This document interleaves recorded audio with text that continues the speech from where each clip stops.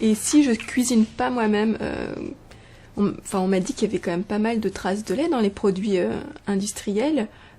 Comment je fais pour me repérer Alors pareil, ça nécessite un apprentissage. Donc, effectivement, le lait et tous les produits laitiers sont une grosse partie de notre alimentation et donc de notre façon de cuisiner. Et dans les produits industriels, ils sont effectivement utilisés.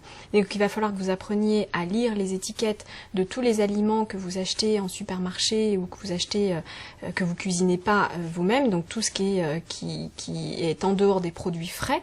Et donc sur les étiquettes, il y a différents termes qui peuvent être utilisés. Vous avez donc lait en poudre, vous avez crème fraîche, mais vous avez aussi des termes particuliers avec lactosérum, petit lait, caséine, caséinate, tout ce qui est du sérum albumine. Et donc il faut bien lire l'ensemble des étiquettes dans les aliments, dans les ingrédients.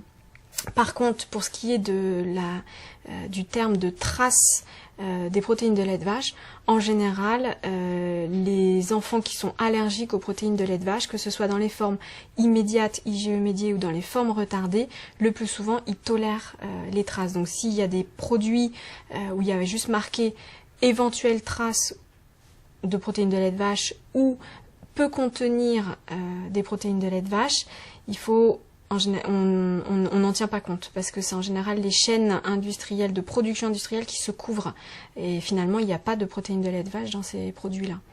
Donc vous pouvez tout à fait ne pas cuisiner vous-même et juste bien faire attention aux étiquettes des aliments que vous achetez. Merci docteur pour toutes ces réponses. Je vous en prie.